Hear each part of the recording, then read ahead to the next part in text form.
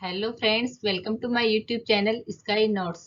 Friends, आज के lecture में हम पर्यावरण अध्ययन यानी ईवीएस का एक टॉपिक पढ़ेंगे, विभिन्न पौधे और उनकी विशेषताएं। तो बने रहिए मेरे साथ। चलिए शुरू करते हैं।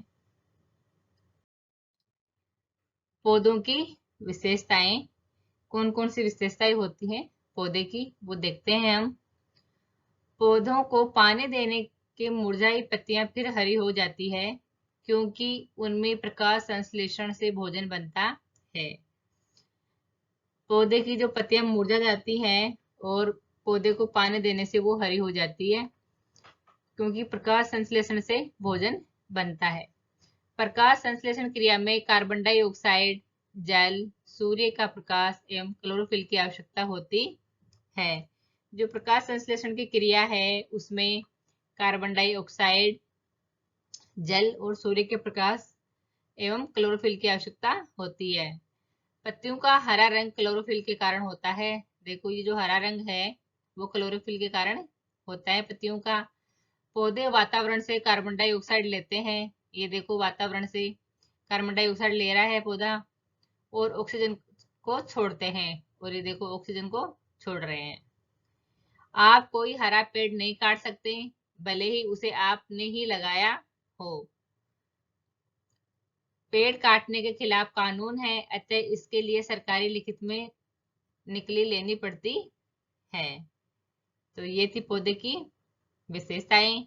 अब हम विभिन्न प्रकार के पौधों के बारे में पढ़ेंगे। तो इनमें हम ये जो है खेजड़ी, ओक, सहतूत, बरगद, घटपर्णी, कैक्टस, क्रोटन, इन सब के बारे में हम डिटेल से पढ़ेंगे। तो सबसे पहले है राजस्थान, जोधपुर का खेजड़ली गांव, खेजड़ी वृक्ष। सबसे पहले हम खेजड़ी वृक्ष के बारे में पढ़ेंगे, और ये राजस्थान के जोधपुर की कहानी है। ये जोधपुर गांव की है। ये अमृता राजस्थान में जोधपुर के पास खेजड़ली गांव की रहने वाली थी। राजस्थान के इस खेजड़ली गांव में खेजड़ी के बहुत से पेड़ थे, इसलिए इनका नाम खेजड़ली पड़ा। अमृता थी, वो राजस्थान में जोधपुर के खेजड़ली गांव की रहने वाली थी, और जो खेजड़ली गांव में खेजड़ी के बहुत सारे पेड़ थे, इसलिए इसका नाम खेजड़ली पड़ा। खेजड़ली गांव के लोग पेड़ों को कटने से बचाने के लिए 300 साल पहले पेड़ों से चिपक कर खड़े हो गए थे। ये लोग पेड़ों को काटने नहीं देते थे और उनको बचाने के लिए 300 साल पहले पेड़ों से चिपक कर खड़े हो गए थे। ये देखो, पिक्चर के माध्यम से आपको पता चल रहा होगा। ये देखो, जो अमृता है वो पेड़ों की चिपक के खड़ी है। पेड़ों को बचाने के लिए लोगों ने अपनी जान दे दी, लेकिन पेड़ों को नहीं कटने दिया। ये देखो, लोगों ने जान दे दी अपनी पेड़ों को कटाने के लिए, लेकिन पेड़ों को नहीं कटने दिया और पेड़ों के चिपक के खड़े हैं ये लोग। 300 साल के बाद भी यहाँ के लोग जो विष्णु कहलाते हैं तथा पेड़ों और जानवरों की रक्षा करते हैं। जो विष्णु समाज के लोग हैं वो पेड़ों और जानवरों की रक्षा करते हैं। यहाँ जोधपुर में खेजड़ली गांव में रेगिस्तान में होते हुए भी यह इलाका हरा भरा है। जानवर बिना किसी डर के इधर उधर घूमते हैं। तो ये था खेजड़ली गांव के बारे में। और अब है खेजड़ी के बारे में महत्वपूर्ण बातें। यह पेड़ रेगिस्तानी इलाकों में खूब पाया जाता है, इसे ज्यादा पानी की जरूरत नहीं होती है। ये देखो, ये खेजड़ी वृक्ष है और ये रेगिस्तानी इलाके में पाया जाता है और इसे पानी की ज्यादा जरूरत नहीं होती है। इस पेड़ की छाल दवा के काम आती है और इसकी लकड़ी में कभी कीड़ा नहीं लगता है। इसकी जो छाल है तने की, यहाँ से वो दवाई बनाने के काम आती है और इसकी लकड़ी को कीड़ा नहीं लगता है। पेड़ की फलियां सब्जी के काम आती है और इस पेड़ की जो फली होती है वो सब्जी के काम आती है। ये देखो, ये रही फली। पत्तियां वहां रहने वाले जानवर खाते हैं और इस पेड़ की छाया में बच्चे खेलते हैं। 1983 में इसे राजस्थान राज्य का राज्य वृक्ष घोषित कर दिया था, और जो खेजड़ी है वो राजस्थान राज्य का राज्य वृक्ष है। तो फ्रेंड्स, ये था राजस्थान में जोधपुर में खेजड़ली गांव के बारे में, और जो खेजड़ी वृक्ष था वहां पे उसके बारे में। आई होप आपको ये टॉपिक अच्छे से समझ में आ गया होगा। अब हम आगे बढ़ते हैं। रेगिस्तानी ओक पेड़। रेगिस्तानी ओक पेड़ ऑस्ट्रेलिया की रेगिस्तान में पाया जाता है। ये देखो ओक पेड़ दिख रहा है आपको पिक्चर के माध्यम से। इसकी ऊंचाई 10 से 12 फीट होती है और पत्तियां बहुत ही कम होती है। इस रेगिस्तानी ओक पेड़ की जड़ें इसकी लंबाई के 30 गुना तक गहरी जाती हैं, जब तक कि वे पानी तक न पहुंच जाएं। इसकी जो जड़ें होती हैं वो इसकी लंबाई की 30 गुना गहरी चली जाती हैं और वो जमीन के अंदर पानी होता है वहां तक न पहुंच जाए तब तक। रेगिस्तानी ओक पेड़ के तने में पानी जमा होता रहता है। जब कभी इस इलाके में पानी की कमी होती है तो वहां के लोग इसके तने के अंदर पतला पाइप डालकर पानी निकाल लेते थे। जो इसका तना है यहाँ, इसमें पानी जमा होता रहता है और जो पानी की कमी महसूस हो तो वहां के लोग तने में पतला पाइप डाल के पानी निकाल लेते थे। ओक के फल को बांज कहते हैं। ये देखो ये ओक का फल है, इसको बांज कहते हैं और इससे टैनिन प्राप्त होता है जिसका उपयोग चमड़ा पकाने में किया जाता है। आगे है पिक्चर प्लांट।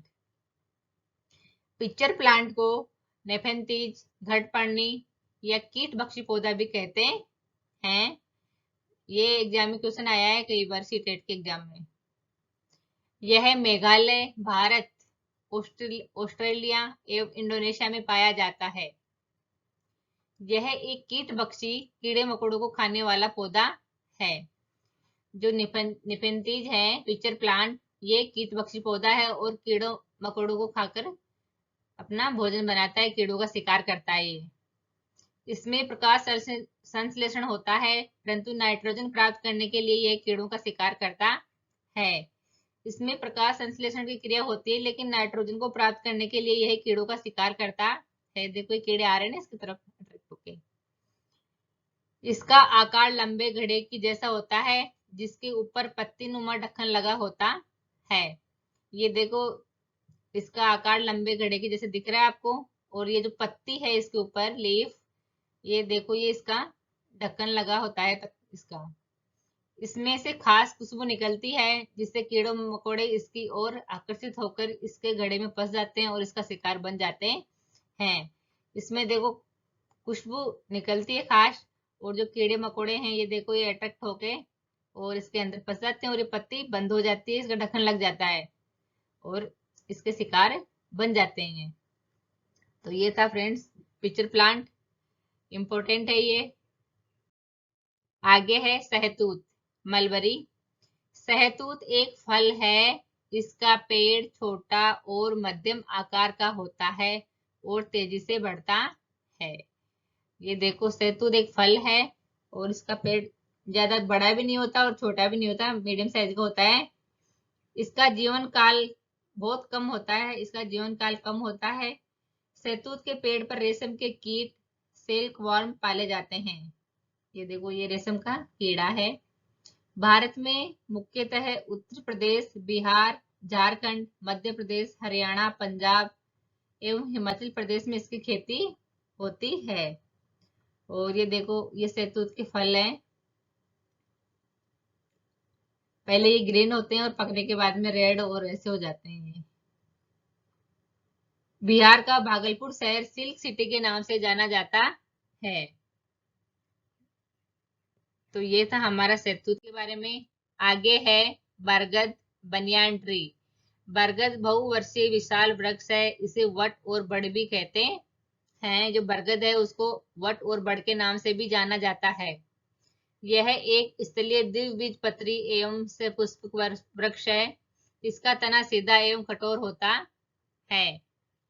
ये हमारे देश का राष्ट्रीय वृक्ष है। जो बरगद है वो हमारे देश का राष्ट्रीय वृक्ष है। बरगद के पेड़ की लटकन इसकी जड़ें होती हैं और ये टहनियों से निकलती हैं। ये देखो ये आपको दिख रही है लटकन, ये इसकी जड़ें होती हैं और ये टहनियों से निकल रही हैं ऊपर से, और बढ़ते बढ़ते जमीन के अंदर चली जाती हैं। और ये देखो ऊपर से बढ़ती बढ़ती जमीन के अंदर चली जाती हैं। बरगद की लटकन वाली जड़ें मजबूत खंभों की तरह पेड़ को सहारा देती है। जो ये लटकन वाली जड़ें हैं बरगद की, वो मजबूत खंभों की तरह पेड़ को सहारा देती है। इसकी पत्ती, शाखाओं एवं कलिकाओं को तोड़ने से दूध जैसा रस निकलता है। जब हम इसकी पत्तियों को तोड़ेंगे तो इसमें दूध जैसा रस निकलता है, जिसे हम लेटेक्स अम्ल कहा जाता है, जिसे हम लेटेक्स अम्ल कहते हैं। और ये देखो, ये इसके फ्रूट हैं बरगद के।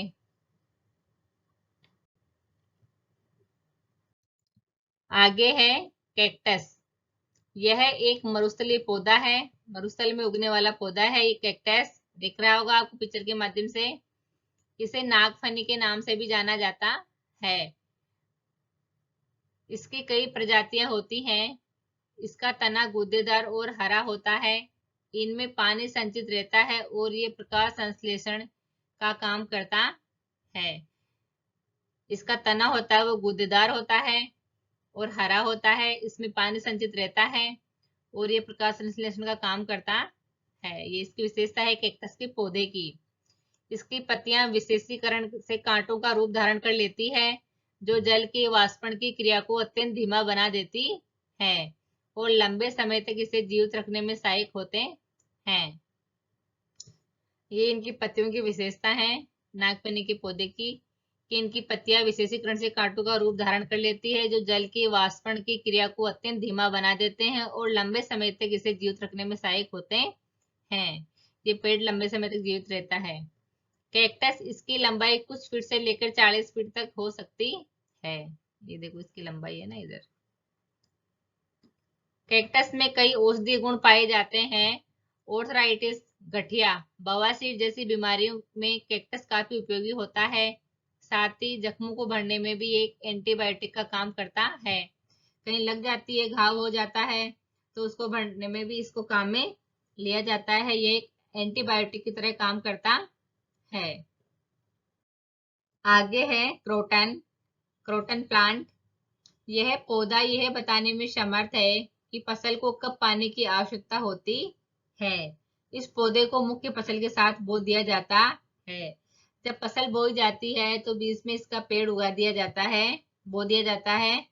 और ये पौधा, इसकी जड़ें होती हैं वो बहुत नीचे तक नहीं होती हैं। और जब इसकी पत्तियां मुरझाने लगती हैं तो ये पता चलता है कि फसल को सिंचाई की आवश्यकता होती है। इसकी पत्तियां मुरझाने लगती, इसको देखकर ही पता लगा लिया जाता है कि फसल को पानी की आवश्यकता है। ये देखो, एक क्रोटन का छोटा सा पेड़ है, प्लांट है, और इसकी जड़ें ज्यादा नहीं होती जमीन में। तो ये है क्रोटन प्लांट। और इसका यही मुख्य रोल होता है कि इससे पता चल जाता है कि फसल को पानी की आवश्यकता है या नहीं, इस पौधे को मुरझाने से। तो फ्रेंड्स, आज का हमारा जो टॉपिक था पौधों की विशेषताएं और विभिन्न प्रकार के पौधे, तो उसमें हमने ओक ट्री के बारे में पढ़ा, निफेंथिस के बारे में पढ़ा, और बरगद, सैतूत, क्रोटन, इन सब के बारे में पढ़ा है। आई होप आपको जो आज का टॉपिक था वो अच्छे से समझ में आ गया है होगा। और अगर ये वीडियो आपको अच्छी लगे तो वीडियो को लाइक करो और शेयर करो। मिलते हैं अगली क्लास में एक नए टॉपिक के साथ में। Thank you.